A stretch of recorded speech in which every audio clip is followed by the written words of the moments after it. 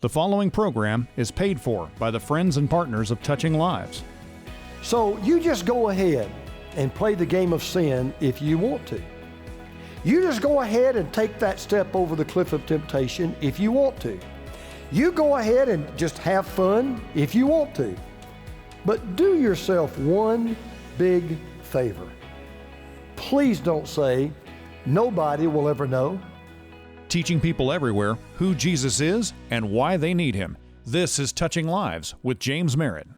We pray over every seat in this worship center on Sunday morning. You probably maybe don't know that if I've told you or not, but every seat is prayed over. So the seats you're sitting in now, you were prayed for this morning, whether you realize that or not.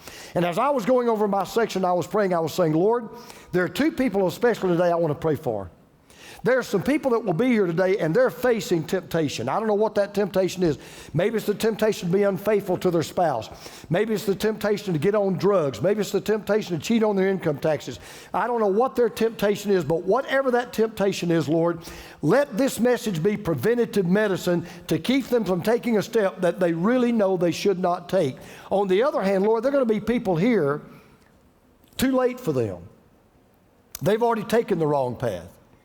They've already made the wrong decision.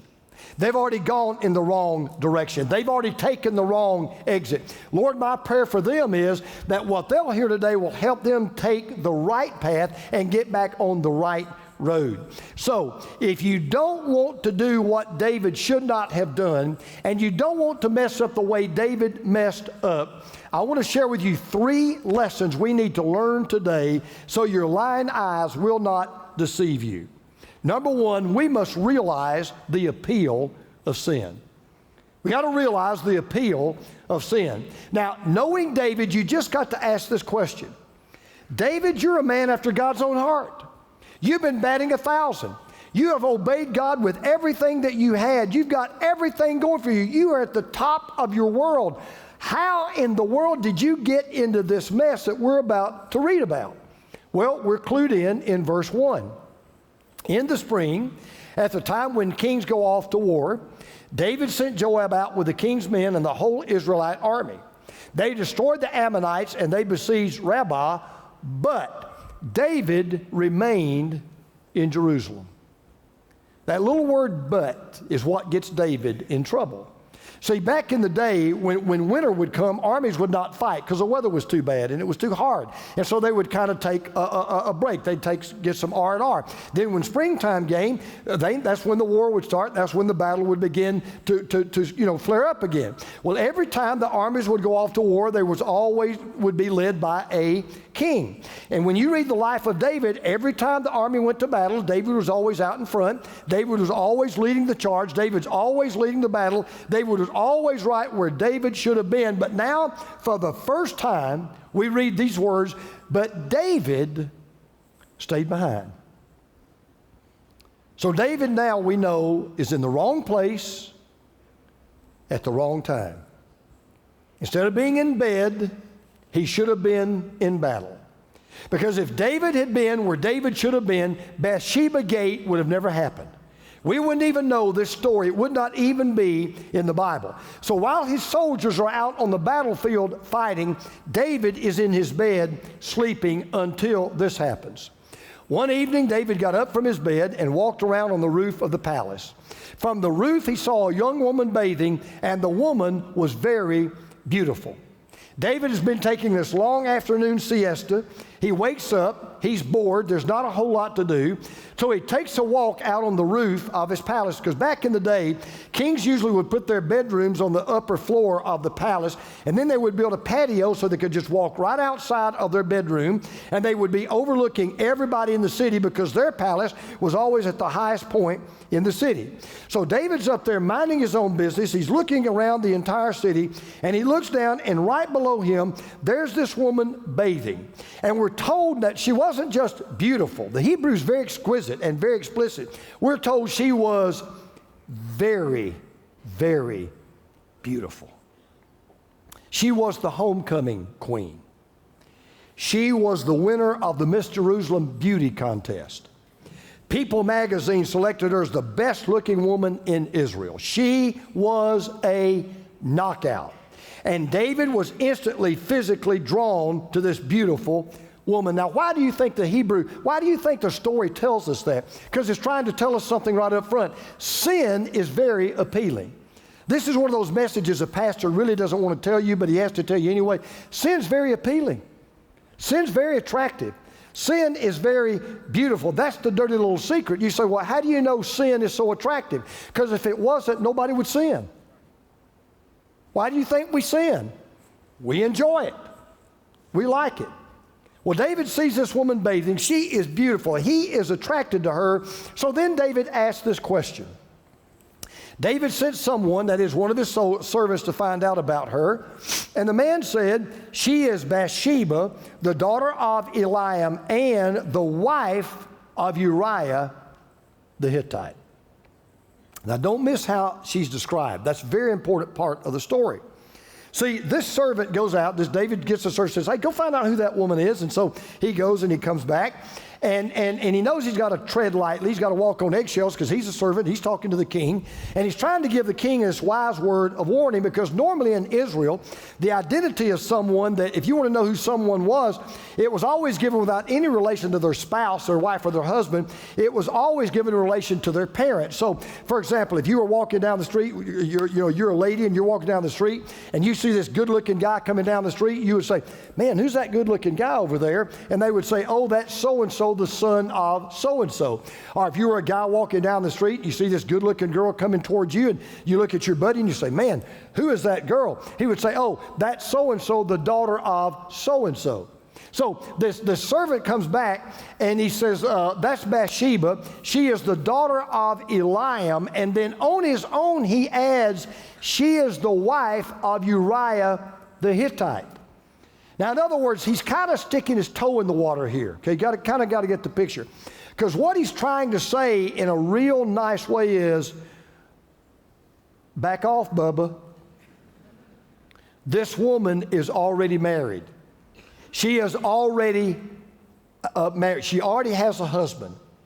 Do not touch. Now, let me just clue you in on something. That wasn't the servant really saying that. That was God through the servant saying that. That was God warning David, David, you don't want to go there. But David wouldn't listen. He goes ahead and takes that fatal step over the temptation cliff into the valley of tragedy. Then David sent messengers to get her. She came to him, and he slept with her. Now, she was purifying herself from her monthly uncleanness. You'll see why he says that in a minute. Then she went back home. Now, you're reading this story, and it's right here. You just want to stop the tape.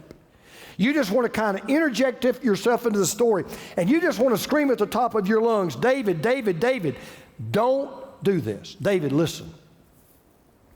Go take a cold shower. Go down to the varsity and get a chili dog and a fry. Go watch Jimmy Fallon. Whatever you do, don't do this. Don't do, David, what you are about to do. Because if you know the story of David, you realize he didn't know what we didn't know. Well, what we know. He didn't know that this one night stand would cause 4 of his children to die. He didn't know that this one night stand would split his kingdom in half. He didn't know that this one night stand would make him a murderer of a loyal soldier and a trusted friend. Because see, when you come face to face with the appeal of sin, it's so beautiful, it's so attractive, you think, man, I could really, really enjoy it. There's only one remedy for it, and here's the remedy. Run. Only remedy. Only thing that works. See, when you're tempted to do wrong, if you stay, you lose. If you run, you win. When you're tempted to do wrong, if you stay, you lose. If you run, you win. Because over and over, you know what we're told in the scripture over and over? Flee sexual immorality. Now, we're never told to flee gluttony. We're never told to flee gossip. We're never told to flee lying. We're never told to flee any other category of sin. But every time you get around sexual immorality, God's word says over and over and over, flee, Run. Get away from it. Run away from the sin and run to God. David didn't do that. He ran to sin and away from God, and the results were absolutely catastrophic. So, if you're here today and you're facing this temptation, and you've been thinking about giving in, and you've been thinking, maybe I can win the game of sin, I want you, number one, just to realize the appeal of sin. But maybe you sit there and you'd say, well, too late for me. I wish I'd heard this earlier, but I didn't hear it. And I'm kind of in the midst of it, and I've already blown it. I've already fallen flat on my face. Well, then let me give you the second lesson to learn. And that is refuse to conceal your sin. Realize the appeal of sin, but refuse to conceal your sin. Now, David goes to bed that night. He sends Bathsheba back to her home. He goes to bed that night, and he thinks what a lot of people would think, right? I got away with it. A lot of fun. She enjoyed it. I enjoyed it. No harm, no foul. And that went on for about a month. And then David learns the hard way that a one-night stand can turn into a lifetime of misery. Because one day there's this knock on the door. And David opens the door, and there is a messenger with a message from Bathsheba with this message. The woman conceived and sent word to David saying, I am pregnant. Only word she ever says in the whole story, those three words. Only recorded words Bathsheba ever says in this entire narrative. But it was three more words than David wanted to hear, and it was the three words that shook him right down to his toes. Now, once again, you just want to stop the tape. You just want to kind of jump into the story, and you want to say, David, listen to me. If you'll just confess your sin right now, confess it to God, confess it to Bathsheba, confess it to Uriah, her husband, the bleeding will stop, the problem will be contained to adultery and a pregnancy out of wedlock. Most likely the marriage can be rebuilt, lives can be saved, relationships can be restored, but instead he did what we tend to do when we mess up. Instead of fessing up, he begins covering up. Instead of fessing up, he begins covering up. Now, rather than read the entire narrative, because we don't have time, let me kind of summarize what happens next. David now knows, okay, I got a problem. I got this woman pregnant, and I don't want anybody to know I got her pregnant. I don't want anybody to know that I slept with her. So he comes up with this brilliant idea. He sends for Uriah. Uriah's out on the battlefield. He sends for Uriah, brings Uriah home. And Uriah gets home, and you're probably wondering, what does the king want with me? We're not all that close. We're not really bosom buddies, but he says, okay. So he goes back. King brings him to the palace. Hey, man, how's it going out there? Oh, it's going great, sire. We're winning the battles, and we really do miss you, but everything's going good. And he says, well, look, I just felt like you needed some R&R, and I'm sure your wife really misses you. So I want you to go home, and I want you to kind of visit your wife and spend time with your wife. He even gives him a gift, the scripture says in the story. He even gives him a gift. I don't know what it was. Perfume, cologne, takeout from Chick-fil-A. I don't know what it was, but he gives him this gift to kind of motivate the guy to go home and sleep with his wife. He thinks, okay, I've got this solved. Problem. Uriah doesn't go home. He sleeps on the palace doorstep with the rest of the servants. David wakes up the next morning, finds out he slept on the doorstep, didn't go home. David calls him in, says, why didn't you go home? And what Uriah says to David had to put a dagger in David's heart. Uriah said, well, sire, the reason why I didn't go and sleep with my wife is this. How in the world can I go to bed with my wife when my brothers are out in the battlefield fighting for the nation? It was another wake-up call to David. It was God's way of saying, yeah, David, if you'd been where Uriah would have been, you wouldn't be having this conversation with Uriah. Well, David now, he's got a bigger mess. What am I going to do? So David invites him to come and says, listen, stay over another day. And listen, you really do need to go see your wife. She misses you, and I give you permission. I'm telling you as your king and commander-in-chief, it's all right. You go home and you spend time with your wife. But he doesn't do it. The second night, he sleeps on the doorstep with the servants. He does not go home. Well, now David's desperate, and he's thinking, what am I going to do? So he comes up with this last idea, and he's absolutely convinced this will work. He gets him drunk. He gets him bombed. He gives him the wine, he gives him the champagne, he gives him everything he can imagine. And he's trying to loosen him up. He thinks now he'll go home, but he doesn't. Even drunk, he goes back to the doorstep of the palace and sleeps with the servants.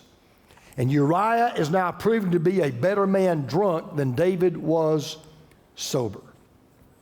So now David, a man after God's own heart, is about to get as far away from the heart of God as any man could ever think about getting. He's at the end of his rope. He's tried everything. He now knows this guy's not going to sleep with his wife. This is not going to happen. So he comes up with this one last idea. He sends Uriah back to the front line, and he gives him a letter. It's a sealed letter. He said, give this to Joab. Joab was the field commander. And the letter said to Joab, Joab, I want you to put Uriah on the very front line of the next battle. And when the battle is at its fiercest and the battle is raging hot, pull everybody back and make sure that Uriah dies. So in other words, David now has come to the point in his life. He is so far away from God, he literally gives Uriah his own death warrant to take back to the battlefield. Well, Joab reads these orders. He doesn't understand why, but king gives the orders. He's going to do what the king tells him to do. So here's what happens. So while Joab had the city under siege, he put Uriah at a place where he knew the strongest defenders were. When the men of the city came out and fought against Joab, some of the men in David's army fell. Moreover, Uriah the Hittite died. Uriah the Hittite died. And oh, by the way, you notice it wasn't just Uriah died. You notice there were some other innocent soldiers that got killed as well. There were a lot of innocent people that day that paid the price for David's sin. Because I'll tell you something I've seen all my ministry. Sin always leaves innocent people in its wake, always. Now you may be saying, well, I'm not totally sold. How can you be so sure that I can't cover up my sin? Because of the third lesson we learned. Remember, God will reveal your sin. God will reveal your sin. Now, when news reaches David that Uriah is dead, I want you to listen. This is how cold David has become. This is how hard David has gotten. This is how far away from God sin has taken David from God. Listen to what he says. David told the messenger, well, say this to Joab, don't let this upset you. The sword devours one as well as another. Press the attack against the city and destroy it. Say this to encourage Joab. He just had a good man, a faithful husband, a trusted friend, a loyal soldier. He just had this guy murdered as if he had taken a sword and cut his head off with his own hand. And what does he say? Que sera, sera. Whatever will be, will be. That's the way it goes. That's the way the cookie crumbles. Well, I mean, we know you can die when you go on the battlefield, and I mean, that's the risk you run when you volunteer for the army. I mean, no, not even a fraction of an iota of a scintilla, of a molecule, of a tear can be found anywhere in his eye.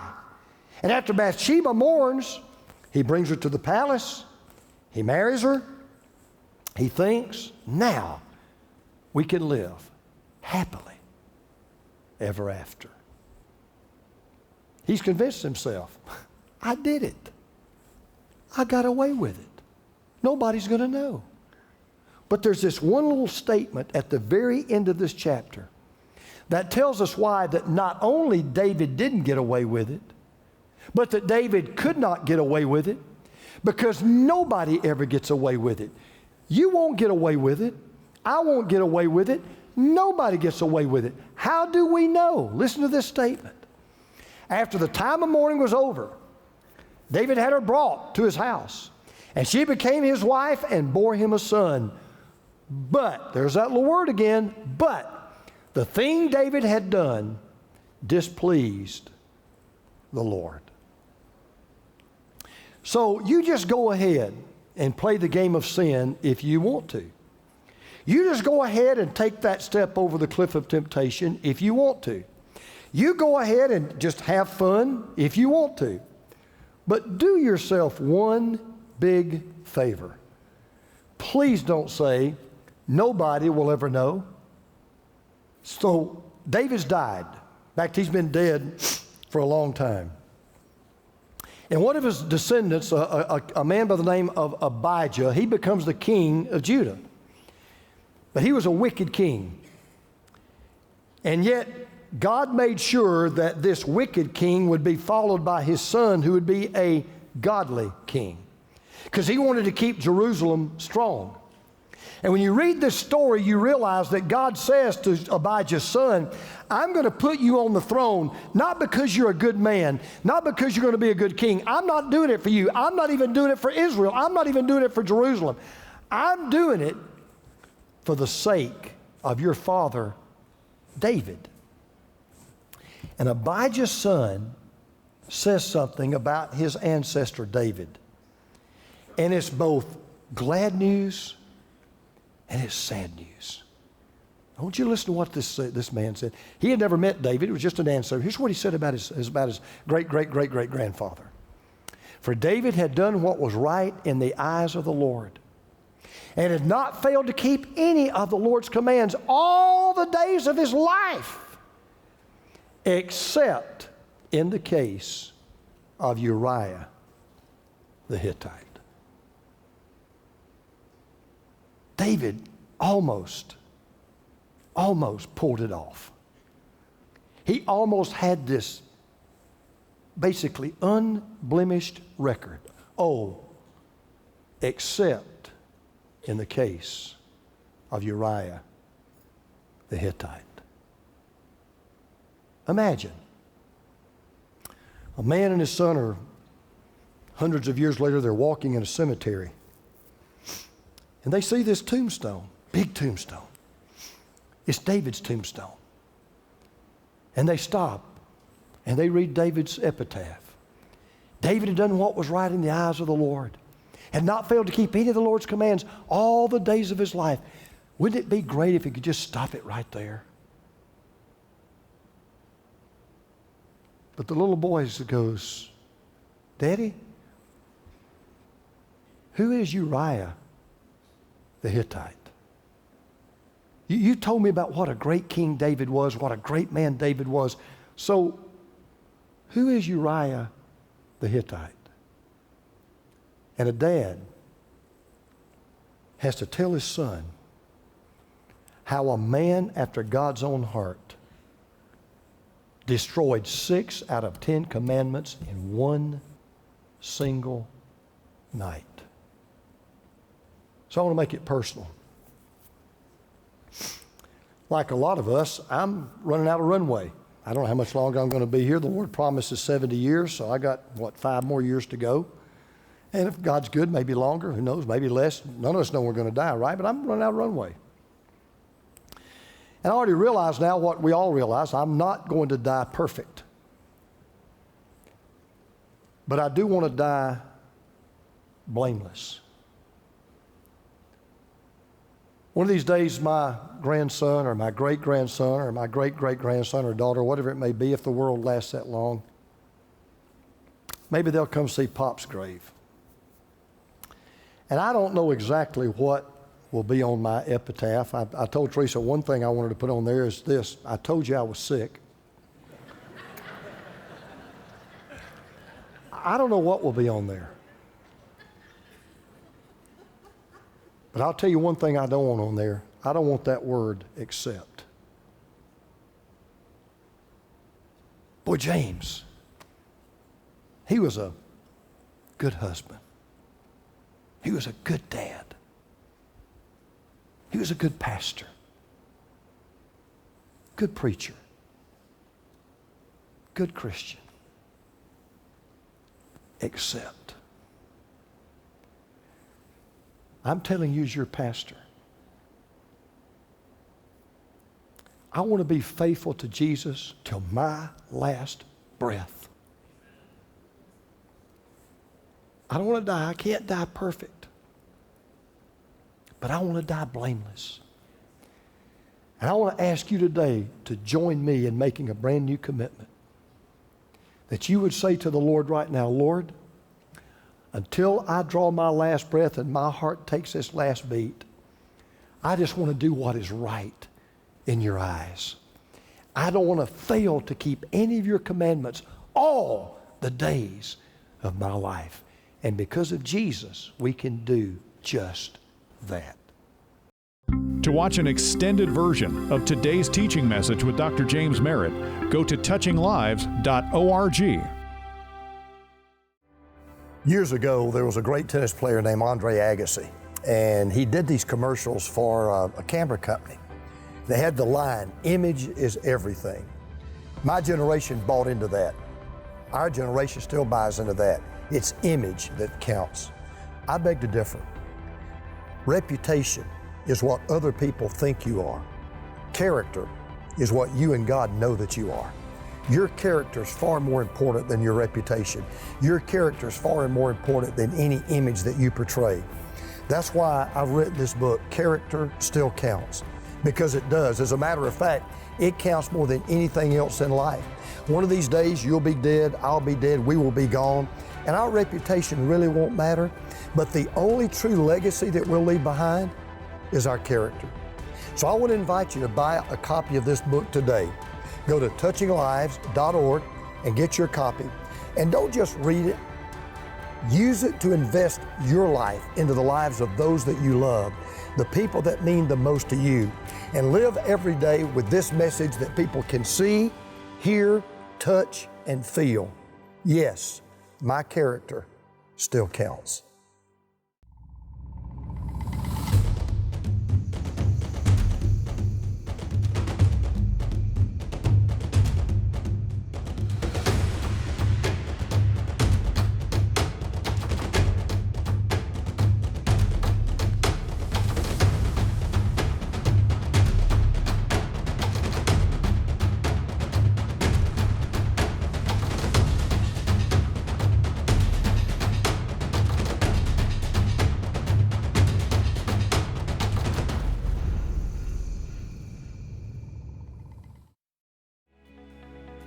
Touching Lives, teaching people everywhere who Jesus is and why they need Him.